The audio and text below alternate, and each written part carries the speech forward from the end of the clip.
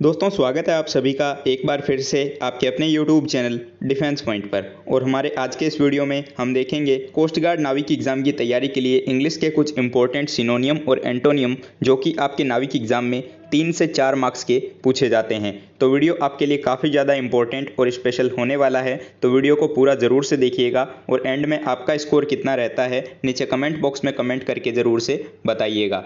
और साथ ही एक चीज़ और बोलना चाहूँगा कि अगर आप लोग हमारे चैनल पर पहली बार आए हैं तो चैनल को सब्सक्राइब कर लें और बेल आइकन को प्रेस कर लें, ताकि आप लोगों को हमारे द्वारा दिए जाने वाले इंडियन कोस्ट गार्ड नाविक एग्ज़ाम के रिगार्डिंग सभी अपडेट्स मिलते रहें। तो चलिए शुरू करते हैं हमारा आज का वीडियो बिना किसी देरी के। तो देखिए फर्स्ट क्वेश्चन जिसमें आपको बताना है एंटोनियम, यानी कि आपको एक वर्ड दिया गया है सिंगुलर जिसका मीनिंग होता है विलक्षण या फिर अनोखा।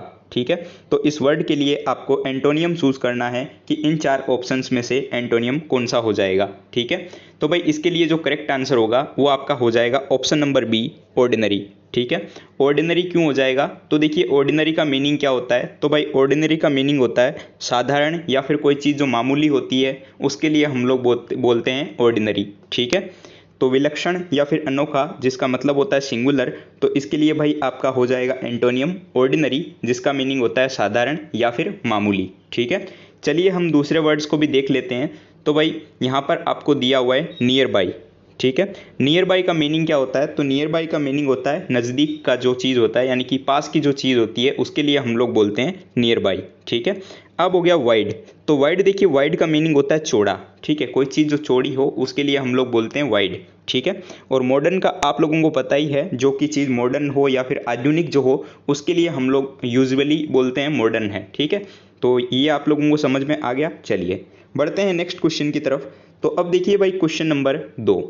इस क्वेश्चन में भी दोस्तों आप लोगों को जो है एंटोनियम चूज करना है और आपको यहाँ पर वर्ड दिया गया है रिक्लाउस। ठीक है, तो इसके लिए भाई आपको यहाँ पे एंटोनियम बताना है और इसका मतलब क्या होता है? तो रिक्लाउस का मीनिंग होता है भाई एकांतवासी या फिर अकेले रहने वाला।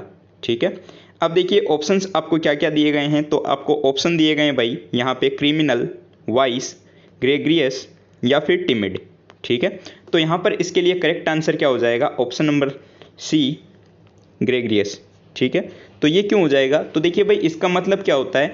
ग्रेग्रियस का मतलब होता है झुंड में रहने वाला। ठीक है, यानी कि जो झुंड में रहते हैं उसके लिए बोलते हैं ग्रेग्रियस। ठीक है, तो रिक्लाउस का आपका एंटोनियम हो जाएगा ग्रेग्रियस। ठीक है, और दूसरे वर्ड्स की अगर बात की जाए तो क्रिमिनल का आप लोगों को पता है काफ़ी नॉर्मल वर्ड है, अपराधी जो होते हैं उनके लिए हम लोग यूजुअली प्रयोग में लेते हैं क्रिमिनल वर्ड को। ठीक है, वाइस क्या होता है? तो वाइस जो होता है बुद्धिमान। ठीक है, बुद्धिमान को बोलते हैं वाइस।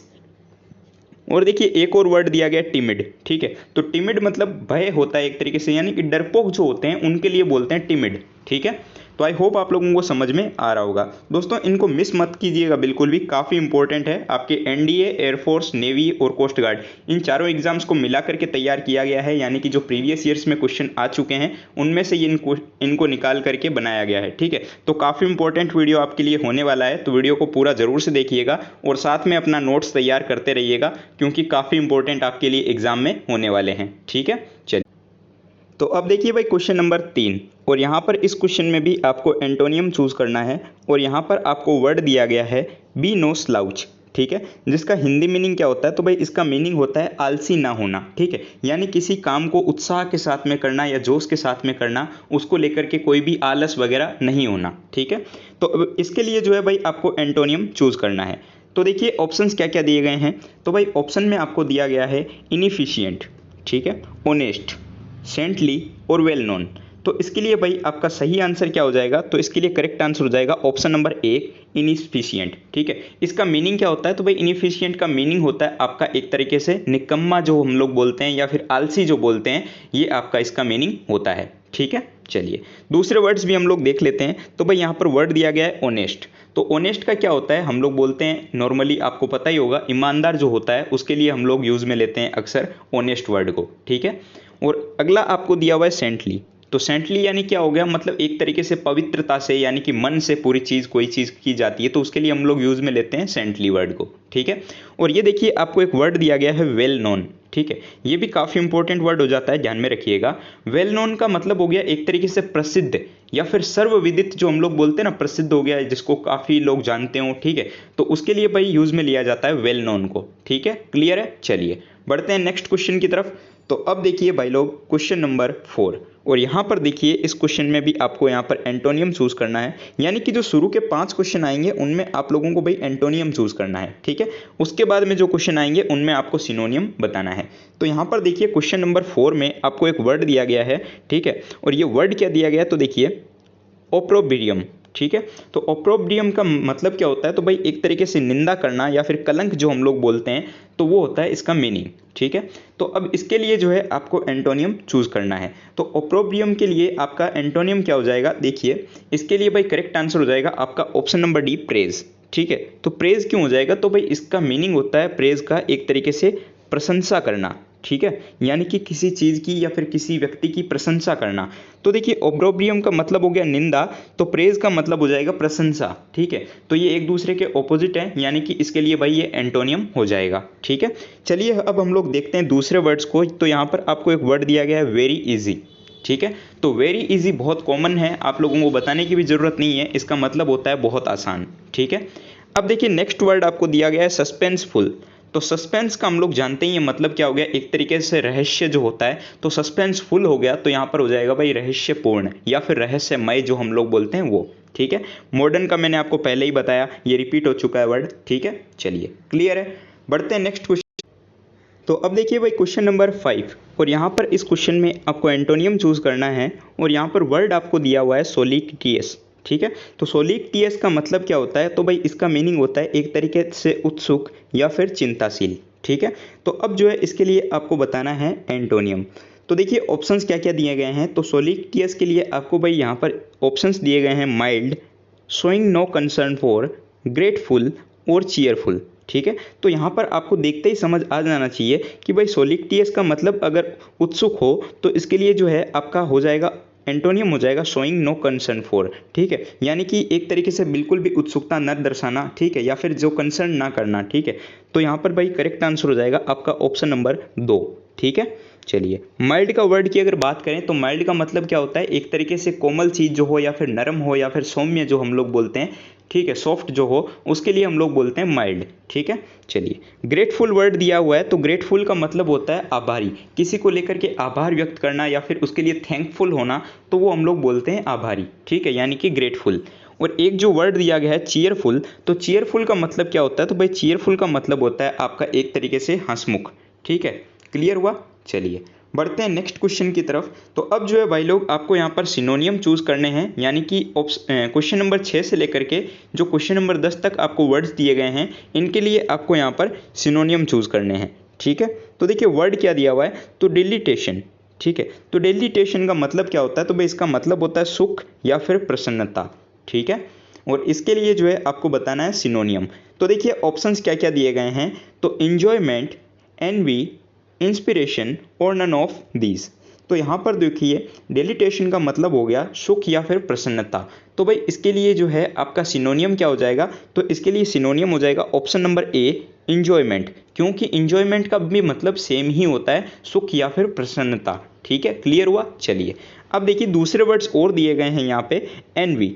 तो एनवी का मतलब क्या होता है, तो इसका मतलब होता है एक तरीके से जलन होना। ठीक है, यानी कि ईर्ष्या जो हम लोग बोलते हैं, वो आपका मतलब होता है भाई एनवी का। ठीक है, दूसरा वर्ड दिया गया इंस्पिरेशन। तो इंस्पिरेशन हम लोग बोलते हैं ना हमेशा कि प्रेरणा का स्रोत है या फिर प्रेरणा स्रोत हम लोग बोलते हैं, तो वो हो गया भाई इंस्पिरेशन का मतलब। ठीक है, और लास्ट देखिए नन ऑफ दीज दे रखा है। ठीक है, तो इसका तो कोई सीन ही नहीं है मतलब का। चलिए बढ़ते हैं नेक्स्ट क्वेश्चन की तरफ। तो अब देखिए भाई क्वेश्चन नंबर 7, और यहाँ पर आपको वर्ड दिया हुआ है फैक्टिटियस। ठीक है, इसके लिए जो है आपको सिनोनियम बताना है फैक्टिटियस के लिए, जिसका मीनिंग होता है प्रचलित या फिर बनावटी। ठीक है, चलिए ऑप्शंस देखते हैं क्या क्या दिए गए हैं, तो ह्यूमरस, ट्रूथफुल, आर्टिफिशियल या फिर कॉजिंग फैटिग। ठीक है, तो इनमें से भाई कौन सा जो है यहाँ पर सिनोनियम हो जाएगा, तो देखिए भाई यहाँ पर जो है आपका करेक्ट आंसर हो जाएगा आर्टिफिशियल। ठीक है, यानी कि ऑप्शन नंबर सी, क्योंकि देखिए फैक्टिटियस का मतलब हो गया बनावटी। ठीक है, और यहाँ पर करेक्ट आंसर हो जाएगा ऑप्शन नंबर सी, आर्टिफिशियल, क्योंकि आर्टिफिशियल क्या होता है मतलब आपको पता है। ठीक है, कृत्रिम जो हो या फिर बनावटी जो हो, उसके लिए हम लोग बोलते हैं क्या, आर्टिफिशियल। ठीक है, क्लियर हुआ। चलिए, ह्यूमरस का मतलब क्या होता है? तो भाई ह्यूमरस का मतलब होता है एक तरीके से हास्यपूर्ण जो होते हैं, यानी कि हास्यास्पद हम लोग जो बोलते हैं उसके लिए मतलब निकाला जाता है ह्यूमरस से। ठीक है। चलिए, ट्रुथफुल एक वर्ड दिया गया है, तो ट्रुथफुल का मतलब होता है भाई आपका एक तरीके से ईमानदार। ईमानदार के लिए हम लोग बोलते हैं ट्रुथफुल। और कॉजिंग फैटिक जो वर्ड दिया गया है, इसका मतलब होता है थकान का कारण। ठीक है, जो थकावट आती है उसका कारण जो होता है उसके लिए हम लोग बोलते हैं कॉजिंग फैटिक। ठीक है, क्लियर हुआ। चलिए, बढ़ते हैं नेक्स्ट की तरफ। तो भाई अगला क्वेश्चन जिसमें आपको यहाँ पर एक वर्ड दिया गया है मोडिकेम। ठीक है, तो मोडिकेम का मतलब होता है भाई टुकड़ा। ठीक है, और इसके लिए आपको बताना है यहाँ पे सिनोनियम। तो यहाँ पर देखिए इसके लिए सिनोनियम क्या हो जाएगा, तो ऑप्शंस देखते हैं सबसे पहले। तो ऑप्शंस दिया गया बेसिक, स्मॉल क्वांटिटी, ठीक है, और एनोइंग वेदर, या फिर नन ऑफ दीज। तो यहाँ पर देखिए भाई इसके लिए क्या हो जाएगा, तो भाई इसके लिए जो है आपका करेक्ट आंसर हो जाएगा ऑप्शन नंबर 2, स्मॉल क्वांटिटी। अब स्मॉल क्वांटिटी क्यों होगा, तो देखिए भाई मोडिकम का मतलब हुआ टुकड़ा, यानी कि एक छोटा सा पार्ट। और स्मॉल क्वांटिटी जो होता है इसका भी मीनिंग हम लोग जानते हैं, तो एक छोटा सा पार्ट को ही बोलते हैं स्मॉल क्वांटिटी। ठीक है, क्लियर हुआ। चलिए, अब देखिए बेसिक वर्ड एक आपको और यहाँ पे दिया हुआ है, तो बेसिक का मतलब क्या हो गया, तो बेसिक का मतलब हो गया एक तरीके से मूलभूत या फिर बुनियादी जो हम लोग बोलते हैं उसके लिए हम लोग यूज़ में लेते हैं बेसिक। ठीक है, एक वर्ड दिया गया है यहाँ पे आपको एनोइंग वेदर। तो एनोइंग वेदर का मतलब क्या हो गया कि कष्टदायक मौसम जो होता है, यानी कि एक तरीके से कष्ट वाला मौसम जो होता है उसके लिए हम लोग एनोइंग वेदर बोलते हैं। इसको हिंदी में कैसे सही प्रोनाउंस करेंगे मेरे को पता नहीं आ रहा है, याद नहीं आ रहा है। ठीक है, तो भाई आप लोग यहाँ पे थोड़ा सा समझने की कोशिश कीजिएगा। ठीक है, चलिए बढ़ते हैं नेक्स्ट क्वेश्चन की तरफ। तो अब देखिए भाई क्वेश्चन नंबर 9। ठीक है, और यहाँ पर देखिए आपको वर्ड क्या दिया गया है, तो यहाँ पर आपको वर्ड दिया गया है स्ट्रैफ। ठीक है, तो स्ट्रैफ के लिए जो है आपको यहाँ पर सिनोनियम बताना है। इसका मीनिंग क्या होता है, तो स्ट्रैफ का मतलब होता है भाई हमला करना। ठीक है, तो वर्ड्स में जो है देखिए ऑप्शंस क्या क्या दिए गए हैं, तो to punish, to strengthen, to run away, या फिर टू वर्क वेरी हार्ड। तो करेक्ट आंसर क्या हो जाएगा, तो भाई करेक्ट आंसर हो जाएगा आपका यहाँ पे option number A, to punish. ठीक है, यानी कि हमला करना के लिए हो जाएगा टू पनिश।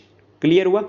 चलिए देखिए दूसरे वर्ड्स, तो यहाँ पर एक वर्ड दिया गया टू स्ट्रेंथन, यानी कि एक तरीके से मजबूत बनाना। ठीक है, क्लियर हुआ। चलिए देखिए टू रन अवे, ये एक वर्ड दिया गया है, तो इसका मतलब होता है भाग जाना।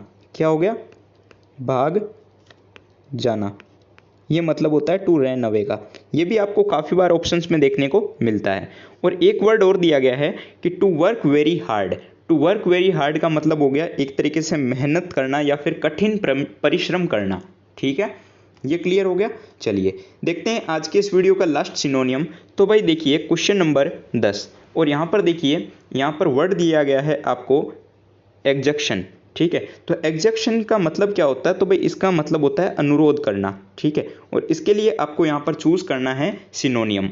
ठीक है, तो देखिए ऑप्शंस क्या क्या दिए गए हैं, accuracy, left over portion, act of demanding strictly, या फिर इग्नोरेंस। तो यहाँ पर भाई आपका करेक्ट आंसर हो जाएगा option number 3, act of demanding strictly, यानी कि एक तरीके से अनुरोध करना। ठीक है, क्लियर हो गया। चलिए देखते हैं दूसरे वर्ड्स। तो एक्यूरेसी मतलब हो गया एक तरीके से शुद्धता। ठीक है, शुद्ध जो होता है, या एक्यूरेसी हम लोग बोलते हैं ना कि भाई इतनी % एक्यूरेसी होनी चाहिए। ठीक है, तो वैसे भाई इसका मतलब हो गया एक तरीके से शुद्धता। ठीक है, लेफ्ट ओवर पोर्शन, इसका मतलब क्या होता है, तो यानी कि लेफ्ट ओवर पोर्शन मतलब एक तरीके से जो बच गया है, यानी कि बचा हुआ हिस्सा जो होता है उसके लिए हम लोग यूज में लेते हैं लेफ्ट ओवर पोर्शन को। ठीक है, चलिए एक और वर्ड दिया गया है इग्नोरेंस। तो इग्नोरेंस का मतलब होता है अज्ञान। ठीक है, या फिर अभिन्नता। ठीक है, ये मतलब हो गया भाई इग्नोरेंस का। क्लियर हो गया आप लोगों को सब चीज़। चलिए आई होप आप लोगों को सारी चीज़ें जो है समझ में आई होगी और वीडियो जो है काफ़ी पसंद आया होगा। दोस्तों इनको जो है सारों को आप लोगों को नोट डाउन कर लेना है कॉपी में, काफ़ी इंपॉर्टेंट हो जाते हैं, तो एग्जाम आने के टाइम में आप लोग भाई इनको डायरेक्ट देख सकेंगे। ठीक है, वैसे मैं आपको PDF टेलीग्राम ग्रुप में प्रोवाइड करवा दूंगा, तो वहाँ से भी आप लोग जो है इसको एक्सेस कर सकते हो। तो अगर वीडियो पसंद आया हो तो वीडियो को लाइक कीजिएगा, चैनल पर नए हो तो सब्सक्राइब कीजिएगा, और दोस्तों के साथ में शेयर करना बिल्कुल भी मत भूलिएगा। दोस्तों इसके साथ ही एक चीज़ और बोलना चाहूँगा कि प्रीवियस ईयर के जो भी क्वेश्चन हैं उनको मैंने आपको टेलीग्राम ग्रुप में प्रोवाइड करवा दिया है, तो अगर आप लोगों ने अभी तक उनको एक्सेस नहीं किया है और उनकी PDF को डाउनलोड नहीं किया है तो भाई लोग कर लीजिएगा। वेबसाइट के पोस्ट की लिंक जो है आप लोगों को हमारी इसी वीडियो के नीचे डिस्क्रिप्शन बॉक्स में देखने को मिल जाएगी। ठीक है, तो चलिए मिलते हैं एक नए वीडियो में, तब तक के लिए जय हिंद दोस्तों।